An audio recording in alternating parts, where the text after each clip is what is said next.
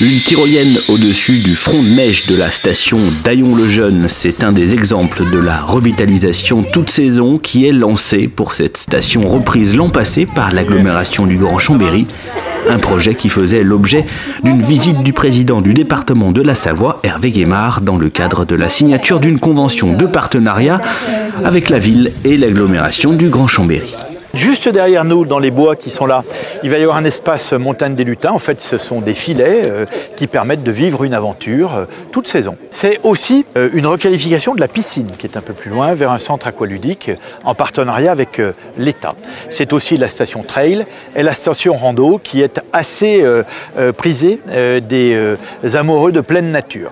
Ça, c'est pour Aillon 1000 où on continuera de pouvoir apprendre le toucher de neige en bas de station avec les enfants. Le plan de développement comprend par ailleurs un renforcement des atouts ski de la station d'Aillon-Margéria, une dynamique entrant parfaitement dans le plan d'action lancé par le département pour les stations de moyenne altitude en Savoie. Il est indispensable que, comme ici, l'apprentissage, l'ouverture au plus grand nombre et l'accessibilité sous toutes ses formes puissent être aidées, puissent être accompagnées et que cela permette de créer notamment des nouvelles clientèles, mais surtout de maintenir ici dans les Bauges, comme dans beaucoup de secteurs, une activité. On parle de 600 emplois qui sont liés entre le tourisme, l'agriculture et l'artisanat. Comme effectivement le tourisme reste le moteur, il y a besoin de cet accompagnement du département qui va consacrer plus de 3,5 millions simplement sur des opérations dans les Bauges.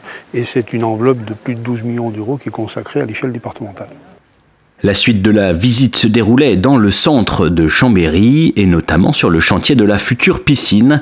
Un chantier livré pour la fin de l'année 2019 et qui fait partie des 18 projets inclus dans la convention de partenariat signée entre le département et les deux collectivités chambériennes, avec au total quelques 51 millions d'euros engagés par le département de la Savoie dans le domaine du tourisme, des grands équipements, du sport, des routes, de la culture, de l'université et de la solidarité. Aujourd'hui, au moment où les finances des collectivités locales sont plus tendues qu'hier, il est impossible de réaliser quelque chose sans un partenariat entre les collectivités locales. Et toutes les collectivités locales doivent faire un effort de gestion pour réduire leurs frais de fonctionnement de manière à préserver l'investissement.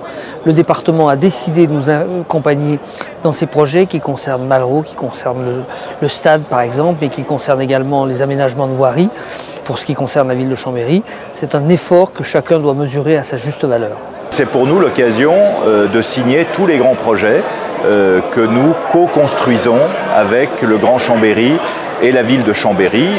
Le tourisme, comme je l'ai dit, le sport, j'en ai parlé, la solidarité avec les Restos du Cœur et la banque alimentaire, la mobilité avec des travaux indispensables dans le nord de l'agglomération et dans le sud pour faciliter les déplacements, la culture avec le musée savoisien et la maison Malraux de Chambéry, l'enseignement supérieur, plus de 20 millions sur le campus de Jacob Belcombette. Donc c'est vraiment de vrais projets d'avenir.